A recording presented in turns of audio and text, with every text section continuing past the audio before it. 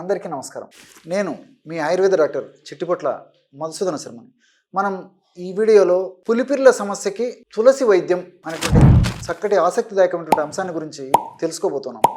గత కొన్ని వీడియోల్లో కూడా పులిపిర్ల సమస్య ఎందుకు వస్తుంది, ఆ సమస్య వచ్చినప్పుడు ఎలాంటి లక్షణాలు ఉంటాయి, అది దానివల్ల ఎలాంటి ఇబ్బందులు కలుగుతాయి, ఆ సమస్య ఉన్నప్పుడు మీకే మీరు తయారు చేసుకోదగ్గ సులువైనటువంటి క్షేమదాయకమైనటువంటి పైపూత మందులు ఎలాగుంటాయి, అదేవిధంగా కడుపులోకి ఎలాంటి ఔషధాలు సేవించాలి మొదలు వివరాలు తెలియజేయడం జరిగింది. ఈ వీడియోలో మరొక ఫార్ములాని కడుపులోకి ఎలా వాడుకోవాలో మనం తెలుసుకోబోతున్నాం. ఈ యొక్క ఫార్ములా తయారీకి కావాల్సినటువంటి పదార్థాలు రెండు. మొట్టమొదటిది ఇంతకుముందే చెప్పాను కదా, తులసి ఆకు రసము ఒక 10 ml ఉదయం పూట, 10 ml సాయంత్రం పూట తీసుకోవాలి. వీలైతే ఉదయం పరిగడుపును తీసుకుంటే చాలా చాలా మంచిది. అలా వీలు కానటువంటి వాళ్ళు ఆహారానికి కనీసం ఒక అరగంట ముందు ఉదయము, ఆహారానికి ఒక అరగంట ముందు రాత్రి తీసుకుంటే సరిపోతుంది. కాబట్టి తులసి ఆకును శుభ్రంగా చేసి దంచి రసం తీసి 10 ml అంటే 2 టీ స్పూన్లు తులసి ఆకు రసంలో 1 గ్రాము త్రిఫల చూర్ణం కలపాలి. త్రిఫల చూర్ణం మీకు తెలుసు కదా, ఆయుర్వేద ఔషధ విక్రయశాలలో సర్వసాధారణంగా దొరికేటువంటి దివ్యమైనటువంటి అమృతతుల్యమైనటువంటి ఔషధం త్రిఫల చూర్ణం. కరక్కాయలు, తానికాయలు, ఉసిరికాయలు ఈ 3 కలిపి తయారు చేసినటువంటి చూర్ణమే త్రికట చూర్ణం. ఈ యొక్క త్రికట చూర్ణాన్ని 1 గ్రామ్ ఉదయం పూట, 1 గ్రాము సాయంత్రం లేదా రాత్రి 10 ml తులసి రసంలో కలిపి తీసుకోవాలి. ఈ విధంగా సేవించడం వల్ల చాలా త్వరగా, శీఘ్రంగా, సత్వరమే ఇందులో ఉన్నటువంటి ఔషధాలు, ఔషధ గుణాలు, రసాయన తత్వాలు దేహంలో ప్రవేశించి ఈ యొక్క వ్యాధికారక వైరస్ని సమూలంగా నిర్మూలించేందుకు అవకాశం ఏర్పడుతుంది. అంతేకాకుండా ఈ యొక్క ఔషధాలు వాడుకోవడంలో వ్యాధి నిరోధక శక్తి పెరుగుతుంది. చాలామందిలో వ్యాధి నిరోధక శక్తి తక్కువ ఉన్నటువంటి వాళ్ళలోనే ఈ పులిపిర్ల సమస్య కలుగుతూ ఉంటుంది, తరచుగా ఇబ్బంది పెడుతుంటాయి. కొంతమందికి పులిపిర్లు కొద్ది ప్రాంతాల్లోనే లిమిటెడ్గా ఉంటే, కొంతమందికి మరి దేహమంతా, అదేవిధంగా కొంతమందికి ఎక్కువ ప్రాంతాల్లో, అట్లే కొంతమందికి మరీ పెరిగేసి మరీ ఇబ్బంది పెట్టేటువంటి పరిస్థితి ఏర్పడుతుంటుంది.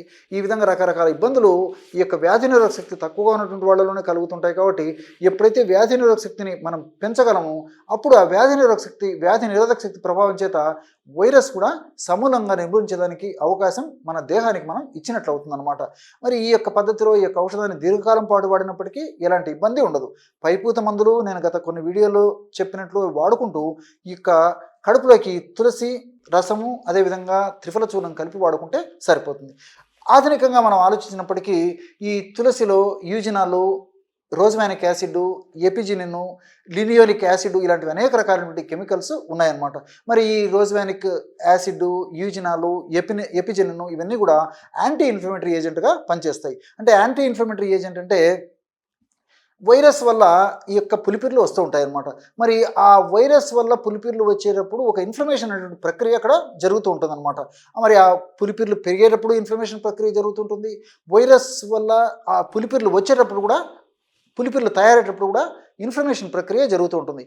మరి ఈ రోజ్వానిక్ యాసిడ్, తర్వాత నేను చెప్పినట్టు ఎపిజినిన్ ఇలాంటివన్నీ కూడా ఈ యొక్క పదార్థాలు ఉండడం వల్ల ఈ తులసిలో ఈ యాంటీ ఇన్ఫ్లమేటరీ ఆ ఇన్ఫ్లమేషన్ తగ్గిస్తుంది అనమాట. ఎప్పుడైతే ఇన్ఫ్లమేషన్ తగ్గిపోతుందో అప్పుడు వాటి యొక్క గ్రోత్ ఉండదు, పులిపిర్ల యొక్క పెరుగుదల ఉండదు. క్రమక్రమంగా పులిపిర్లు తగ్గిపోయేటువంటి పరిస్థితి ఏర్పడుతుంది. పులిపిర్ల వల్ల ఎలాంటి ఇబ్బందులు కూడా కలగకుండా ఉండేటువంటి పరిస్థితి దీనివల్ల కలుగుతుంది. అదేవిధంగా లినిలోనిక్ యాసిడ్, ఈ లినిలోనిక్ యాసిడ్ అనేటువంటి పదార్థం తులసిలో ఉండడం చేత ఇదేం చేస్తుందంటే రక్తనాళాలను బాగా వ్యాకోచపరిచేటువంటి స్వభావం ఇందులో ఉండడం చేత అటువంటి పదార్థం ఉన్నటువంటి తులసిని మనం ఈ పద్ధతిలో వాడుకోవడం వల్ల ఆ భాగంలో రక్త సరఫరా బాగా జరుగుతుంది. ఎప్పుడైతే ఈ యొక్క పులిపిర్ల భాగంలో రక్త సరఫరా, పోషకాంశాలు బాగా జరిగి మంచి ఆక్సిజన్ అక్కడ అందుతుందో అక్కడ మంచి వాతావరణం ఏర్పడి పులిపిర్లు ఉన్నవి తగ్గిపోతాయి. అదేవిధంగా మిగతా శరీరంలో కూడా ఈ యొక్క ప్రభావం ఉండడం చేత కొత్త ప్రాంతంలో పులిపిర్లు రాకుండా కూడా ఈ యొక్క లినిలోనిక్ యాసిడ్ అనేటువంటి యొక్క పదార్థము తులసిలో ఉన్నటువంటిది పనిచేస్తుంది.